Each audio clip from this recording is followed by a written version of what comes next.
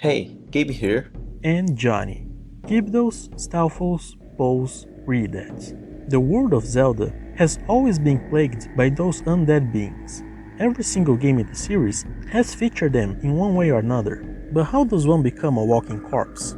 Even some of the best zombie stories don't give a proper explanation as to why the dead would rise. But the usual outcome is that the entire population is subject to zombification after death. And I believe this may be the case for the people of Hyrule, at least for the humans. They usually only come out at night, or inhabit darker closed spaces like dungeons, as in most cases the sunlight brings their demise. The few instances where it doesn't seem to be the case is with Gibdos that, being mummies, are covered and protected from sunlight, and by burning their wrappings can reveal a Stalfos or a Redad underneath, now still able to withstand the sunlight somehow. I would say this was an overlook from the developers, since this happens only in a few locations and situations, I think only 2. But if we consider this canon, the sunrise may be what actually destroys their reanimated state. One of the first games that may come to mind nowadays is Breath of the Wild, where we don't see any common Stalfos, which are dead humans, but numerous Stalkoblins, Stalmoblins, Stalizalfos, and Stalnoxes. As their floating cursed heads can be controlled by malice, here we may be led to believe they are reanimated by Ganon's magic, and it's even stated that this is the case for Stalhorses, although they aren't aggressive at all and behave like their living counterparts, despite being considered monsters by most Hylians. This may be a true fact in Breath of the Wild, or simply what people of that era believe. So, if true, might be only for horses or monsters, for undead humans have been around for much longer than the Calamity or even Ganon. Some situations that support that monsters don't naturally reawaken from death are the Technoblins present in Skyward Sword. They are just a harmless pile of bones in the present, and in the same game we can find cursed Bokoblins said to be brought back to life, apparently purely through their hatred of this world, which sounds like what Ganon keeps doing. And the Bokoblins Link by Link don't reanimate a wheel like that, and those are much more resilient than the living ones, are particularly afraid of shiny and holy objects, and are found next to pools of substance that resembles malice. In Ocarina of Time are the greatest evidence of our theory. First and most obvious, the numerous stout children who rise from Hyrule Field every night, killed in the war that happened prior to the story of the game. There's no evidence nor mention of any sort of unholy ritual, curse, or disease that would bring the dead back, and nobody seems to care about them, as if it was a normal thing for them to be there. Likewise, there are Redads inside some tombs in Kakariko Graveyard, as well as in Castle Town after its destruction, and possible death of many residents during Ganondorf's attack. Some Redads could have been part of Sheikah magic to guard the royal tomb, and the others cursed by Ganondorf to guard the entrance to his tower. However, since there are already many dead walking around in other places without any explanation, there's no reason those wouldn't as well, and being more protected from the weather than the dead of Hyrule Field, they still possess flesh over their bones. Being kept in dark places, the sunlight don't normally pose as a threat to them, except for the specially composed song by the royal composer brothers, the Sun Song, capable of advancing time and bringing sunlight to momentarily freeze the dead in place, and it was presented to the hero in a poem on the royal tomb that reads, "The rising sun will eventually set, a newborn's life will fade, from sun to moon, moon to sun, give peaceful rest to the living dead."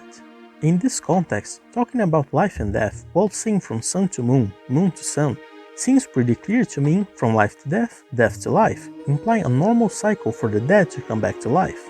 Similarly, in Majora's Mask, a paranormal researcher studying the dead discovered a music that has the power to repel Gibdos back into the ground. Though he has been cursed and was turned into a Gibdo himself, this wasn't a case of common death or result of a Gibdo attack, but an actual curse that befalls whomever enters the well of Ikana Valley. It must be noted that Ikana is quite a cursed place, holding many spirits of the dead still obsessed in performing the roles they had in life, in an endless war even after the fall of the kingdom. So most undead here feature some unusual behavior, not seen elsewhere, and then this specific piece of music may not have the same effect on the dead of Hyrule. The Composer brothers were killed by Ganondorf's minions, and later buried in Kakariko for being servants of the royal family and being born in this village. But they took their secret to their grave, and still, if they had been slain nearby, Ganondorf would surely have seen the inscription they engraved inside the royal tomb. an inscription that wasn't originally part of the wall. As both had proper graves and the royal tomb was not defiled, that inscription could only have been made by them after death as both, and who knows, maybe two of the re-deads inside are their former bodies. While talking about them, let's sidetrack a bit to mention ghosts. There's no question that souls or spirits are a fact in the Zelda universe. Again, they are more frequently sighted next to their burial grounds, and, with a few exceptions, often of particularly powerful individuals, tend to attack on sight. Combined with the similar behavior their bodily counterparts present towards the living, indicate that the human beings of Hyrule likely have a natural aggressiveness by default that's only kept in check by their mind and consciousness that their remains lack. But ghosts don't pose a greater risk, as they can be harmed with physical objects and thus easily dispatched. Returning to Stalfos, let's propose something that feels a bit outlandish, but is supported several times in the games. They have some degree of telekinesis, very limited, but they do. They are usually scattered across the ground in pieces, but are not only able to move the individual bones without any musculature or ligaments, but float them in place along with nearby weapons and armor, all being controlled by their heads. As long as there are bones available to them, or the head is intact, they may come back to fight endlessly. Still, they lack higher intelligence, and usually only try to reproduce movements that were familiar to them in life. In Skard Sword, beyond normal Stalfos, we also see a couple of Stallmasters, elite warriors proficient in various weapons, capable of assembling 4 arms at once, a feature that seems unlikely you would have had in life, as I don't remember seeing 4 armed living beings around. With that, they don't need to reacquire their own bodies, just similar pieces to what they are used to moving. The many Stall things in Breath of the Wild similarly can pick any head on the ground to resume their attacks against Link, regardless of its original owner, and the Stall children in Ocarina of Time could lose their heads and don't fall apart like other Stalfos. They actually start to wander around. This could be due to other Stall children still underground taking control of the now headless body, though not sure which direction to go. In Twilight Princess, set sometime after Ocarina of Time, Hyrule Field is now full of Stallhounds when darkness falls. Such a large number of dead dogs don't make much sense, and were probably made like this to fit design-wise with Wolf Link, but we get no explanation lore-wise. The best I can come up with is a supposed cutted content.